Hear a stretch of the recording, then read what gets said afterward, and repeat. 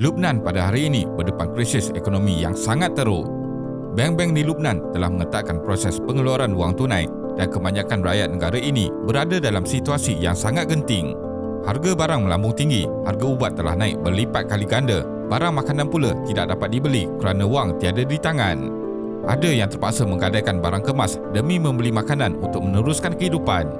Situasi bertambah kritikal apabila hampir keseluruhan bank menyekat proses pengeluaran wang tunai walaupun wang itu mahu dikeluarkan daripada akaun peribadi. Sekatan yang telah dikuatkuasakan semenjak tahun 2019 telah mengakibatkan kemarahan rakyat hingga menyebabkan berlakunya tunjuk perasaan dan peningkatan aktiviti jenayah. Tunjuk perasaan yang berterusan telah menekan pentadbiran kerajaan hingga memaksa Perdana Menteri Lubnan Saad Hariri melepaskan jawatannya pada 29 Oktober 2019. Kegawatan ekonomi di Lubnan nampaknya belum ada tanda-tanda akan pulih. Namun, apa sebenarnya yang menyebabkan berlakunya keruntuhan ekonomi di Lubnan? Kenapa Lubnan amat sukar untuk bangkit semula dengan pelbagai program pemulihan ekonomi? Jadi, dalam video kali ini, kita akan melihat bagaimana negara yang mempunyai 6 juta orang penduduk itu boleh mengalami masalah ekonomi yang sangat teruk. Teruskan menonton. Kemusnahan besar akibat perang saudara. Dengan mendapat gelaran Switzerland Timur Tengah, Lubnan adalah sebuah negara yang mempunyai struktur ekonomi yang sangat kukuh pada suatu ketika dahulu. Namun perang saudara yang meletus sekitar tahun 1975 hingga 1990 telah mengubah skalanya. Segalanya bermula pada 13 April 1975 apabila kumpulan Khatib Parti menyerang bas yang membawa rakyat Palestin ke kamp pelarian di Tal Az-Zatar, Lubnan. Serangan itu mencetuskan beberapa siri keganasan yang melibatkan antara pihak Khatib Parti dan Lebanese National Movement (LNM) yang bersekutu dengan kumpulan berhaluan kiri Lubnan dan kumpulan pro-Muslim. Sejak itu, pelbagai siri pertempuran, pembunuhan dan keganasan meletus di seluruh Lubnan. Pada Ogos 1982, Bashir Gemayel, pemimpin muda Khatib Parti, telah dipilih menjadi Presiden Lubnan ke-7. Namun, 3 minggu selepas dilantik, ibu pejabat Khatib Parti telah dibom dan beliau terbunuh dalam kejadian tersebut. Tragedi pembunuhan Bashir menyebabkan anggota tentera Kristian melakukan serangan balas. Dianggarkan ratusan hingga ribuan pelarian yang mendiami kamp pelarian di Sabra dan Shatila telah dibunuh. Walaupun terdapat usaha untuk meredakan ketegangan dengan melantik Abang Bashir Gemayel, iaitu Amin Gemayel ke jawatan Presiden pada akhir September 1982, namun usaha itu tetap gagal. Lebih banyak kematian dicatatkan akibat pertempuran yang berlaku antara pihak Kristian dan Muslim. Akibat perang saudara yang berlaku selama 15 tahun, Lubnan telah menyaksikan kemusnahan infrastruktur yang amat dahsyat. Sekolah, bangunan kerajaan, jalan raya dan kemudahan awam telah rosak akibat peperangan. Dianggarkan lebih daripada 100,000 orang telah terkorban dan lebih 1 juta orang hilang tempat tinggal akibat perang. Pengaruh Arab Spring. Tahun 2011 merupakan tahun kebangkitan rakyat di kalangan negara Arab kesan daripada gelombang Arab Spring. Gelombang ini bermula dari satu insiden cubaan bunuh diri yang telah berlaku pada 17 Disember 2010 di Tunisia. Mohamed Bouazizi, seorang penjual buah dan sayur-sayuran berusia 26 tahun, telah membakar dirinya akibat kecewa dengan pemerintahan di negaranya. Akibat kejadian itu, 90% tubuh badan Mohamed Bouazizi terbakar dan pada 4 Januari 2011, beliau meninggal dunia.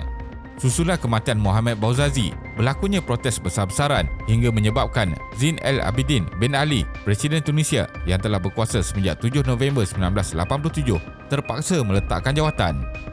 Selepas jatuhnya kerajaan Zine El Abidine, semangat masyarakat Arab untuk menuntut lebih banyak perubahan dalam pentadbiran telah membuak-buak.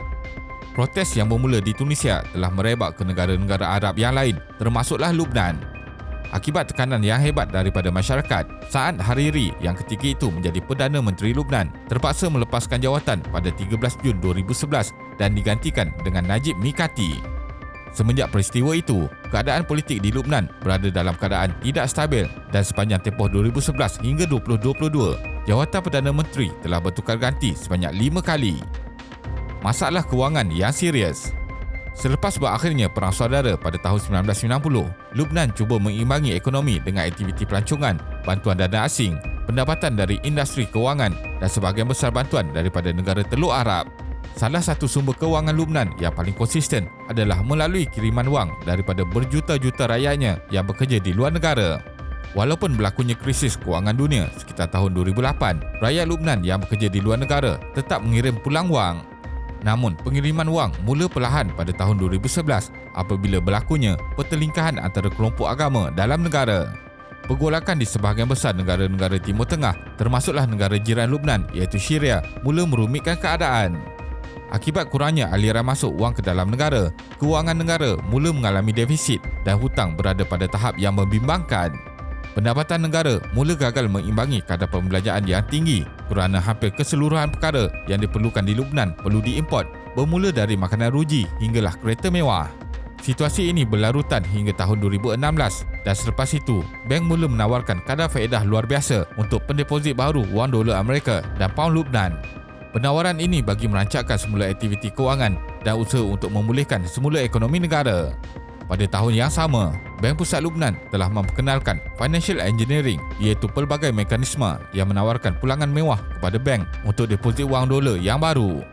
Program pemulihan kewangan ini diketuai oleh Riyad Salameh, bekas pegawai bank Merrill Lynch.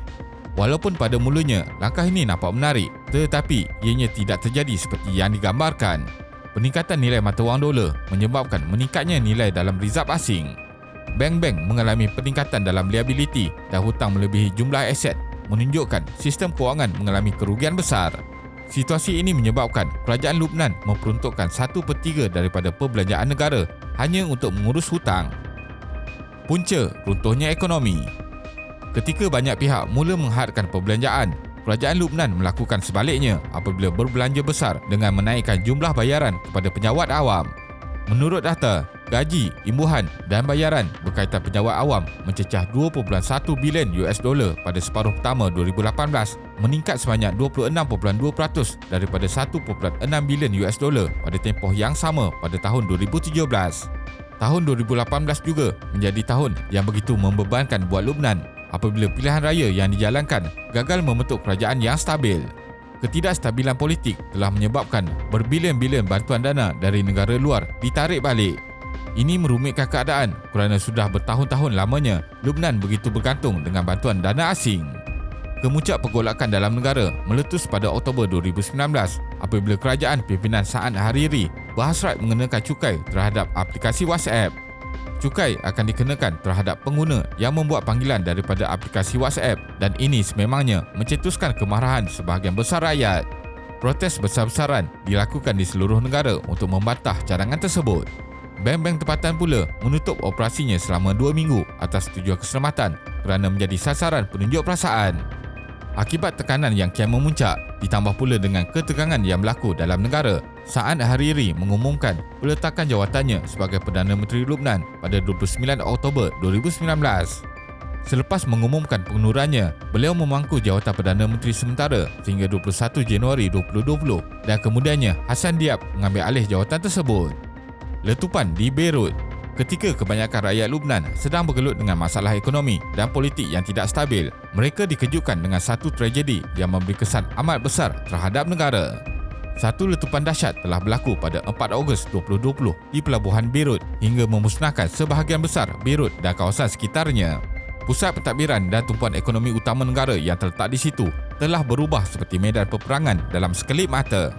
Segala-galanya berpunca daripada sebuah kapal dengan muatan 2,750 tan metrik amonium nitrat telah mengalami masalah teknikal dan terpaksa berlabuh di perairan Beirut pada tahun 2013. Difahamkan kapal itu dimiliki oleh ahli perniagaan Rusia dan sedang dalam perjalanan dari Georgia menuju ke Mozambik. Kapal itu kemudian disita oleh pihak berkuasa Lubnan kerana gagal membayar cukai pelabuhan. Akhirnya pada tahun 2014, muatan dari kapal dipunggah dan disimpan di dalam gudang yang terletak di pelabuhan Beirut. Hasil rampasan yang terdiri daripada amonium nitrat begitu berbahaya jika disimpan dalam keadaan yang tidak selamat kerana bahan tersebut adalah sejenis bahan yang digunakan untuk menghasilkan baja dan bahan letupan. Walaupun kerajaan Lubnan telah berkali-kali diberikan amaran tentang bahaya yang akan terjadi, namun tiada tindakan susulan dilakukan. Akhirnya, bahan rampasan yang disimpan di gudang telah meletup dan memusnahkan sebahagian besar kawasan Beirut. Dianggarkan seramai 218 orang maut, 7,000 mengalami kecederaan dan 300,000 orang hilang tempat tinggal. 70,000 unit rumah juga dilaporkan rosak dan nilai kerugian akibat letupan tersebut dianggarkan berjumlah 3.8 hingga 4.6 bilion US dollar. KDNK merosot dengan ketara. Terkesan dengan ketidakstabilan ekonomi, politik penularan COVID-19 dan kejadian letupan di Beirut, aktiviti ekonomi Lubnan merosot dengan amat ketara. Pada tahun 2018, keluaran dalam negara kasar KDNK Lubnan dicatatkan sebanyak 55 bilion US dollar. Namun nilainya menjunam ke paras 20.5 bilion US dollar pada tahun 2021 dan nilai KDNK per kapita negara merosot sebanyak 37.1%. Kemerosotan dalam aktiviti ekonomi telah menyebabkan rakyat Lubnan sukar untuk mendapatkan bekalan makanan dan ubat-ubatan. Mereka terpaksa beratur berjam-jam lamanya hanya untuk membeli satu beg roti. Harga makanan bersubsidi semakin meningkat setiap hari dan keadaan semakin merumitkan apabila kedai-kedai membuat catuan jualan. Gangguan bekalan elektrik juga dilaporkan semakin kerap terjadi hingga ia menjadi perkara biasa kerana kekurangan bahan api. Dengan keadaan aktiviti ekonomi yang berada pada tahap sangat kritikal, Timbalan Perdana Menteri Lubnan mengambil keputusan untuk mengumumkan bank-bank tempatan dan negara Lubnan sendiri telah muflis. Beliau mengumumkannya sendiri pada 4 April 2022 dengan mengambil kira keadaan institusi-institusi kewangan tidak lagi berupaya menyediakan wang yang mencukupi untuk negara. Kesimpulannya, Lubnan memerlukan satu tindakan pemulihan yang konsisten bagi memulihkan semula keadaan ekonomi negaranya. Keadaan rakyat yang menderita dan kesukaran mendapatkan makanan perlu diselesaikan secepat mungkin demi mengelakkan lebih banyak masalah yang terjadi pada masa akan datang.